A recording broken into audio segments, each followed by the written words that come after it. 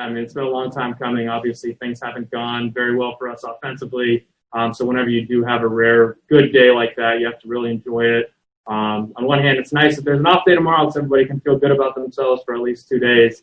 But at the same time, you'd also like for there to be a game tomorrow because it was one of the first days all season where we've really swung the bats well up and down the lineup.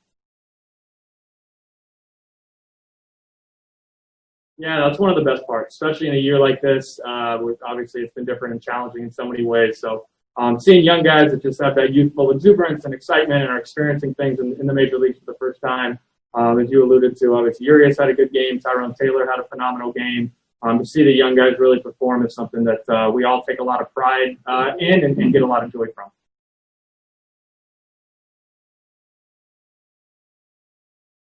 Yeah, it really is. I mean, you guys have all been around this game long enough to see that. For no rhyme or reason, it feels like as a group, sometimes teams get into stretches where everybody swings about well and other stretches where nobody swings about well. I think some of it is by human nature when an offense is struggling, everybody tries that much harder or recognizes that you only get so many opportunities. I actually think over the last week or so, we've swung the bats better. We've given ourselves chances. We just hadn't gotten the big hit with runners in scoring position. Today's obviously the extreme opposite of that, but it was just encouraging to see up and down the lineup, everybody putting together good at-bats.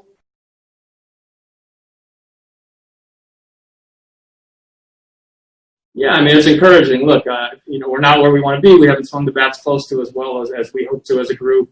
But sometimes all it takes is one good day. I mean, you can't lose sight of the fact a lot of guys still only have 100, 150 plate appearances. You can just lock in for a week or ideally, 3 weeks through the end of the regular season and hopefully ride the momentum. So it was an encouraging day, obviously. It's important that we keep it going, but today was a good start.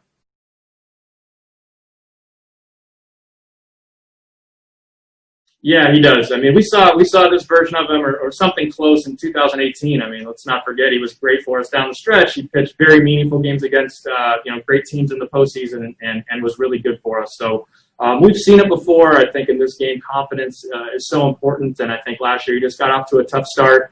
But what we've seen this year is him just continue to build on the success, get more and more confident. When I'm on base talking to guys, everybody talks about how dominant his stuff is, how uncomfortable the at-bats are. And if we could find a way to go on a good stretch and sneak into the playoffs, he's the type of starting pitcher that no team would want to face right now.